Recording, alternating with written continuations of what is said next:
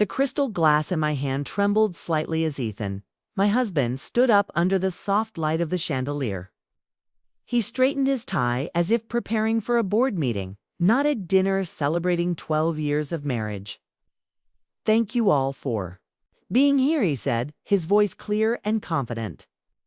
"Olivia and I have been through a lot together." I smiled, the kind of smile any wife would wear in that moment. But inside, something felt off. Ethan's gaze passed over me too quickly, like I was just another check on his to-do list.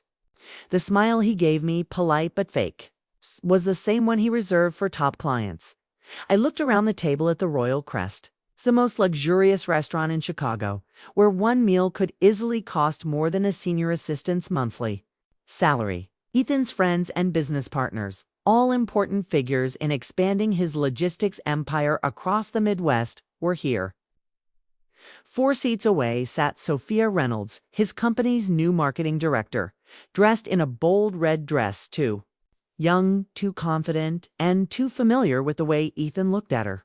I had seen them exchange glances at least 3 times that evening. Maybe no one else noticed, but I did. After all, I knew the signs when something was hidden. "We've shared many memories together," Ethan continued, raising his glass. "But tonight, I want to share something special." Sophia subtly leaned forward, digging through her purse under the table. My throat tightened. Ethan took a deep breath. "I know this may come as a surprise," he began, but Sophia interrupted him, standing up tall, her voice steady and clear, as if presenting a TD talk. "We're getting married," she announced, holding up a sparkling ring like a victory trophy. The room went silent. A guest across from us dropped their spoon. Ethan didn't speak. He just stood there, his chin raised, trying to look composed, though I could see the tension in his eyes. I set my glass down gently, without making a sound. All eyes turned to me, waiting for my reaction tears, a slap, a scream. But I didn't cry. Instead, I sat up straight and locked eyes with Ethan, offering him a smile. Not cold, not the polite smile I had used for years in client dinners, but one that made Ethan visibly uneasy. For the rest of the evening, he fidgeted. Sophia glanced at me briefly, thrown off by my response. They thought they had humiliated me, made me feel small in front of everyone. But what they didn't know was that tonight, I was the one in control. After Sophia's announcement, the room felt like the air had been sucked out of it.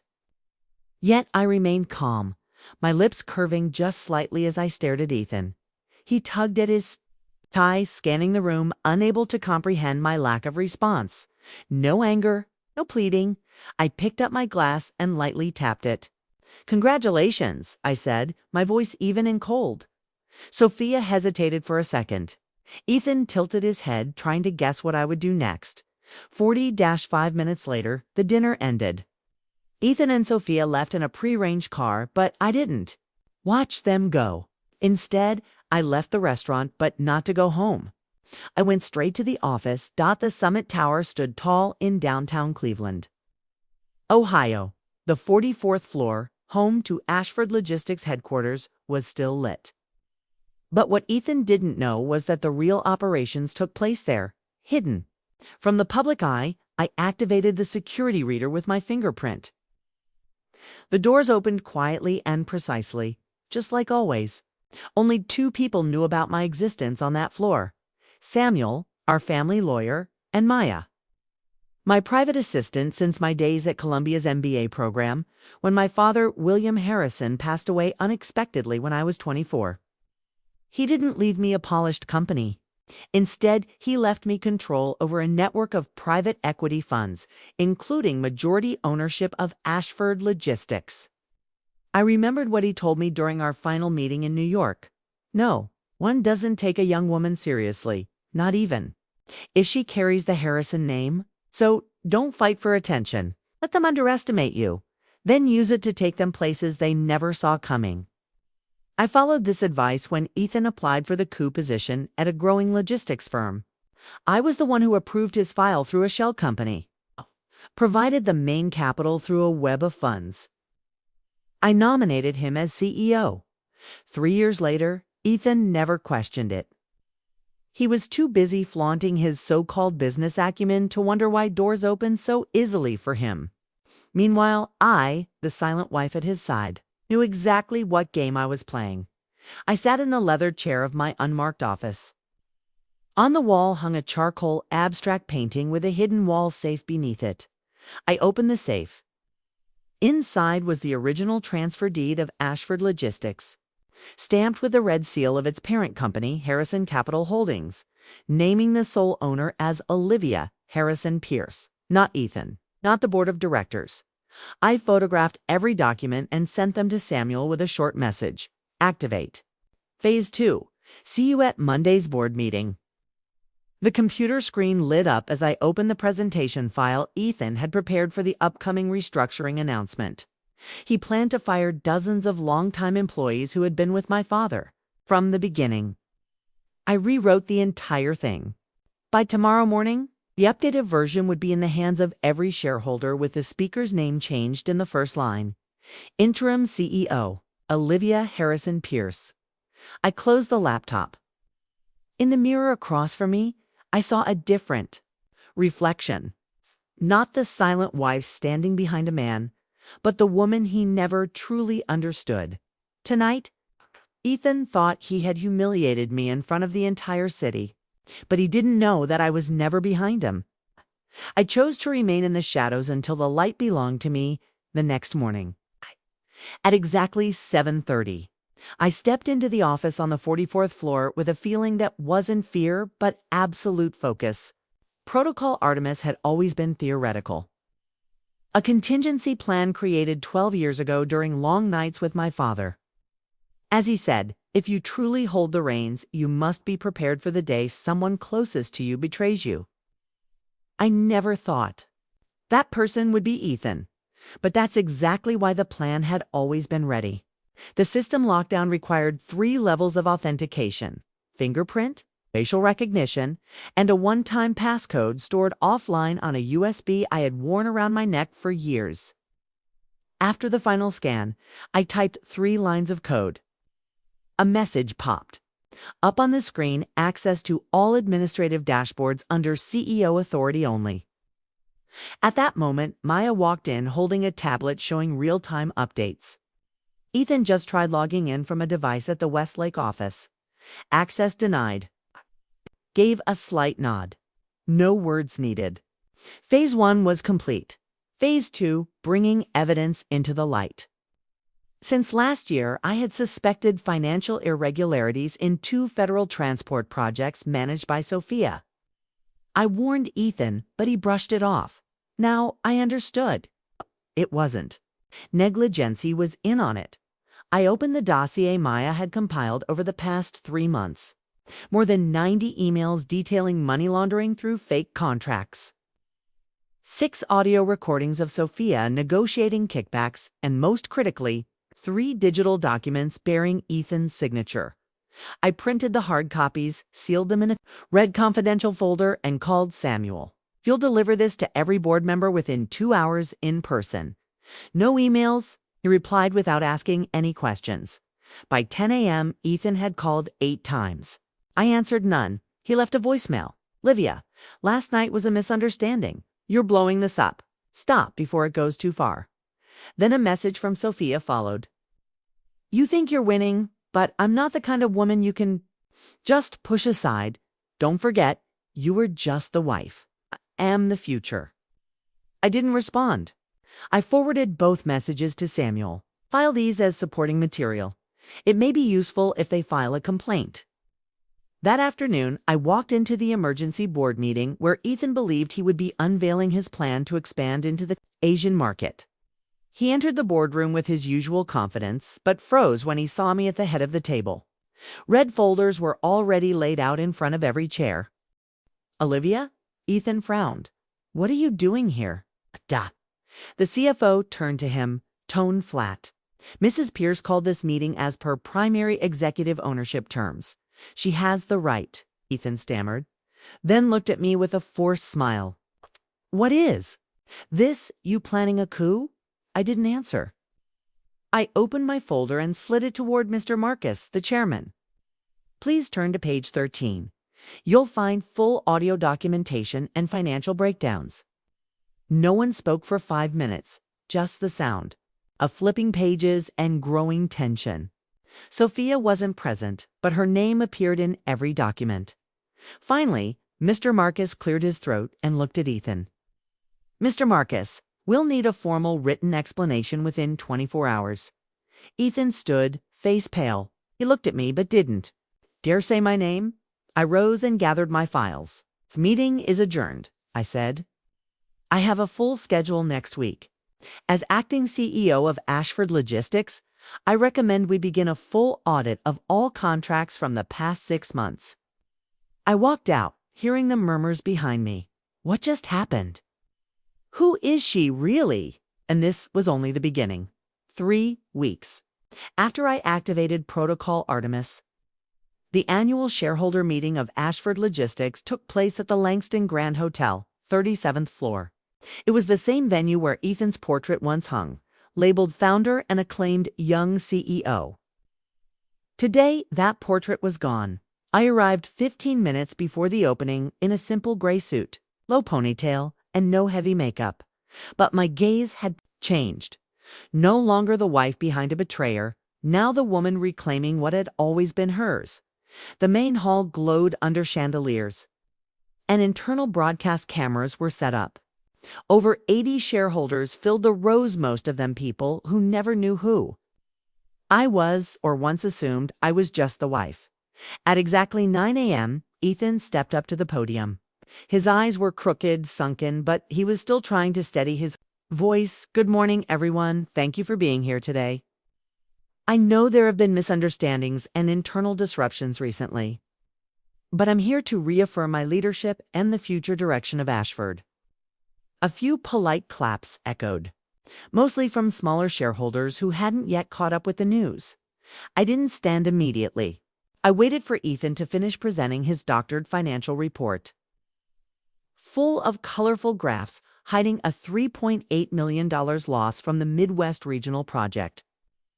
Just as he was about to move on to restructuring strategies, I stepped onto the stage, calm, without any need for introduction. If I may interrupt, Ethan froze. Olivia, this isn't the time. I'm Olivia Harrison Pierce, I said clearly into the microphone, legal owner of 64.3% of Ashford Logistics. Silence fell across the room. Ethan stammered. What? What are you talking about? I nodded to the technician by the projector. The massive LED screen lit up, displaying the company's legal structure chart. Ownership level, Harrison Estate Holdings Chair, Olivia Harrison Pierce. Executive level, Ethan Pierce. Interim CEO, previously suspended. A wave of murmurs rippled through the room. I continued. Ethan Pierce was appointed CEO 14 years ago, under a family asset management agreement with powers strictly limited by legacy protection clauses.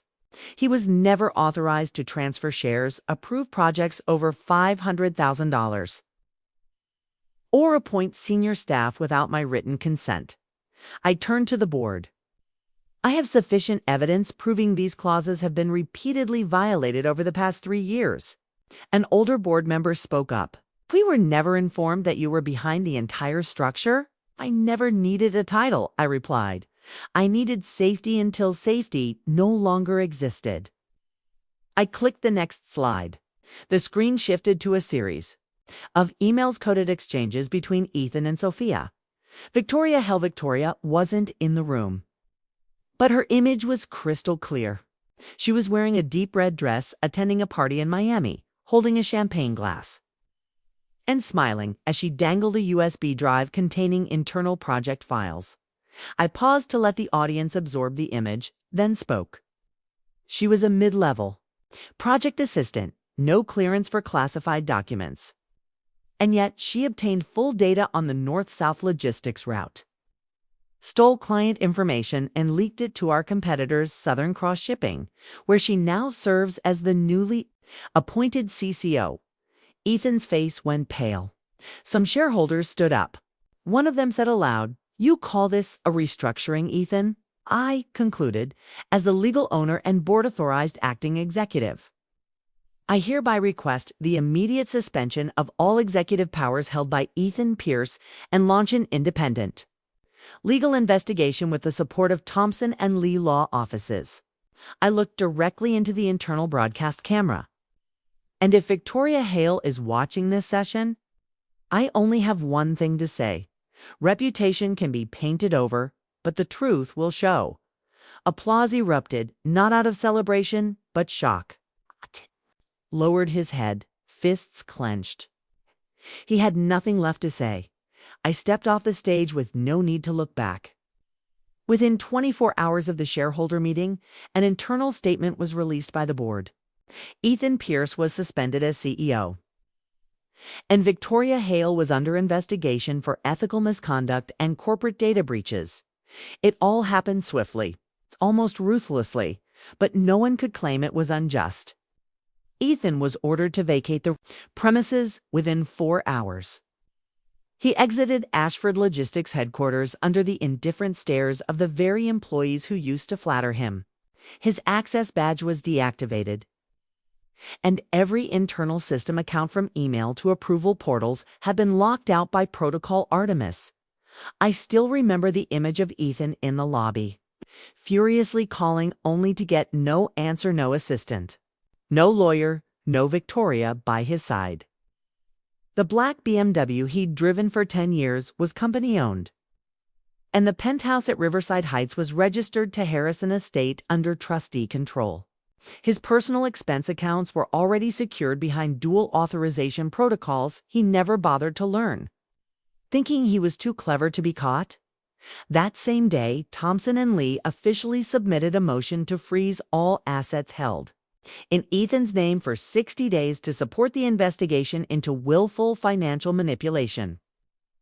His personal accounts were frozen, credit cards declined, and the PC Felipe watch he flaunted at conferences, purchased with company funds without approval, was requested for return. As for Victoria, her fall was quieter, but far more toxic. She disappeared from social media right after the meeting, but 2 days later, the internal system of Southern Cross Shipping, where she had just assumed the CCO role, posted a termination notice citing an unforeseen breach of confidentiality. They didn't wait for a verdict. 3 email threads and a single office surveillance clip were enough to reveal her true face to the entire industry in logistics and transportation. Reputation can't be bought with red lipstick or a tight dress, I thought. Victoria was blacklisted from every major industry association. Panel invitations vanished. Third-party contracts she used to broker were canceled without hesitation. No title, no income. And no more young CEO dreams she once bragged about in that Forbes local interview 3 months ago. I didn't track them closely, but someone I know in corporate legal sent me a photo of Victoria dragging a suitcase out of a service department in Lower Manhattan after her card was declined. They used to think they held all the power, that I would stay silent forever. Oh, that a woman behind the curtain would never have the courage to step forward. Ethan tried to contact me twice, once by email, once by letter. Both were returned. He even tried calling my mother, but she only replied with one sentence: "She owes you nothing and there's nothing left to say." I didn't celebrate their downfall, but I didn't pity them either. What Ethan and Victoria traded away for a few flashy years was their dignity and trust. Once you lose those, everything else is just smoke. On Monday morning at 8:30 a.m., I walked into Ashford Logistics headquarters for the first time as what I had never publicly claimed to be: CEO and legal owner of Ashford Holdings. No longer Ethan's shadow. No longer the soft-spoken wife at dinner tables quietly swallowing insults. I stepped into the lobby in an ivory suit, hair pinned back, my expression so composed it made even those who knew the truth hesitate. The head of communications, the one who had once leaked internal files to Victoria, lowered his head the moment he saw me. The accounting manager, who had allowed Ethan to use company funds for personal expenses, fumbled to greet me like he was facing an auditor. I didn't smile. I didn't nod. I just walked straight ahead. 30 minutes later, in the 15th floor conference room, the official announcement was broadcast live to every branch nationwide. I stood at the podium and looked straight into the camera. Good morning. I'm Olivia Harrison Pierce, and this might be the first time you hear my name as a leader. But the truth is, I've been running Ashford Holdings for 14 years under the internal name Artemis Trust. No applause. No one dared speak, but out of the 15 people in the room, not one looked away. I continued, my voice steady. I stayed silent to protect stability, but what just happened proves that silence only empowers the wrong people. Starting today, Ashford enters a new era. I pressed the remote control, and the screen behind me lit up with a new logo, a fusion of the Artemis Trust symbol and Winston Global. I officially announced that Ashford Holdings is merging with Winston Global. I declared once the fiercest rival of Ethan Pierce. A wave of murmurs spread across the room. I knew why Ethan had blocked every past attempt at collaboration with Winston Global, but that was history. Back then, Ethan still had a title. Now, he didn't even have clearance to enter the building. I looked up. This merger isn't just about finance.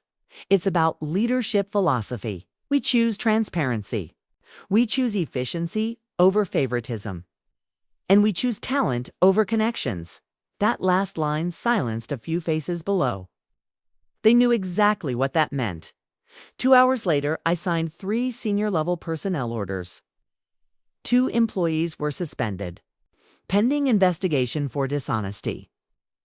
And 1 was terminated for manipulating financial reports to curry favor with Ethan. No early notice. No HR meetings. No thank you for your service script. I sent a single message across the entire system. The Ethan and Victoria era is over.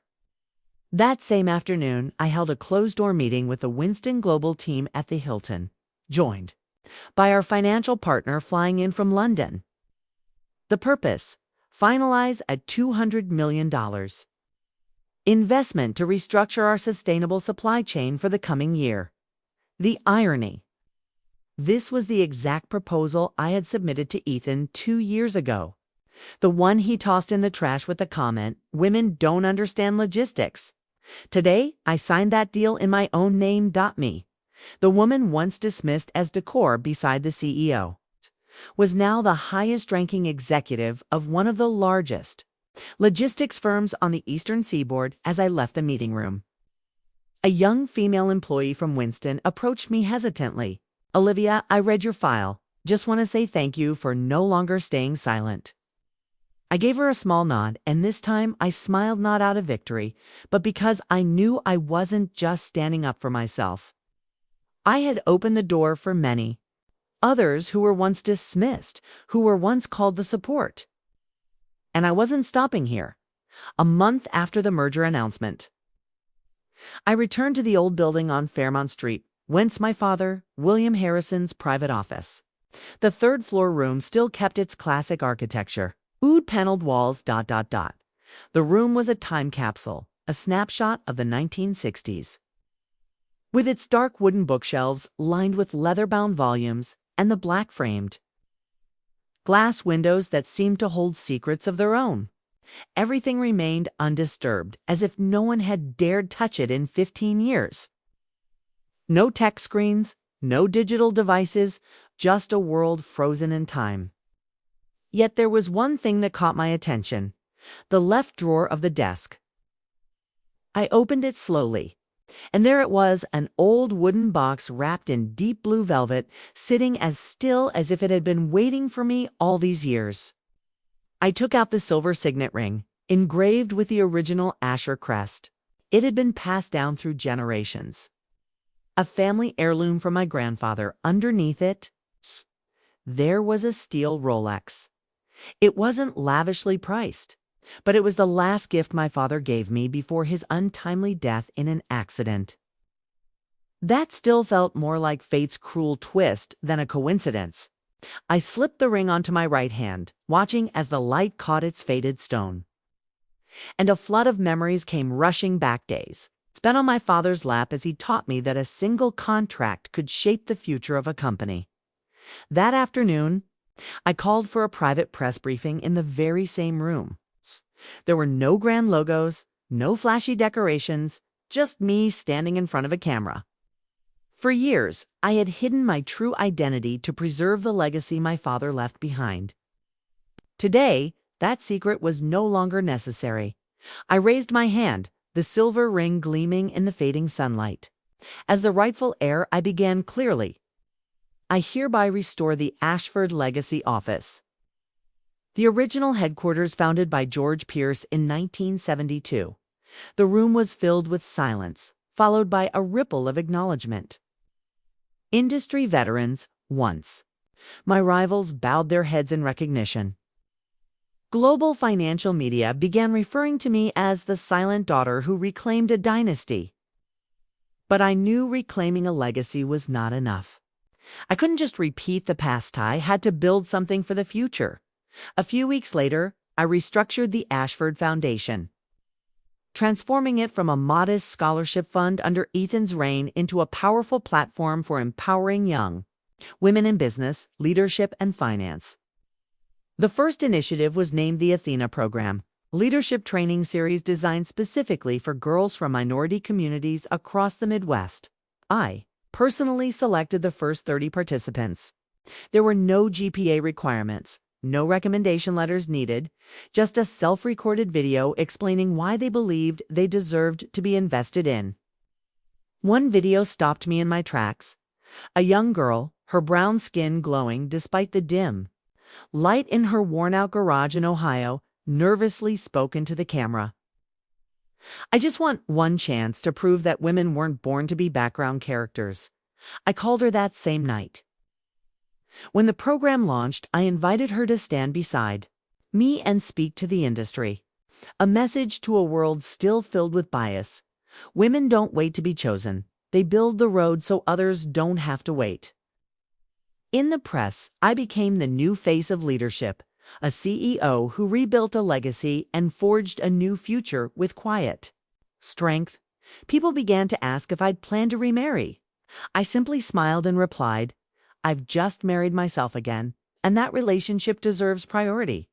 Soon after, I was invited to speak at the Women in Capital Leadership Conference in New York, just before stepping onto the stage. An organizer asked how I would like to be introduced. I paused for a moment, then responded softly, Call me Olivia Harrison Pierce. The girl once erased from the canvas was now holding the brush, ready to paint an entirely new scene. Olivia Harrison Pierce's journey serves as a powerful reminder. Silence doesn't equal weakness. Betrayed, dismissed, and pushed out of the empire that bore her family's name, she didn't seek revenge. Instead, she quietly gathered the truth, taking measured steps to reclaim her rightful place. In the real world, those who are underestimated are often the ones holding the key to real change. And when they rise, they don't just demand justice, they redefine power and resilience. What do you think about Olivia's journey and the fate of those who betrayed her? Share your thoughts below. And don't forget to follow the channel for more powerful, emotional family stories ahead.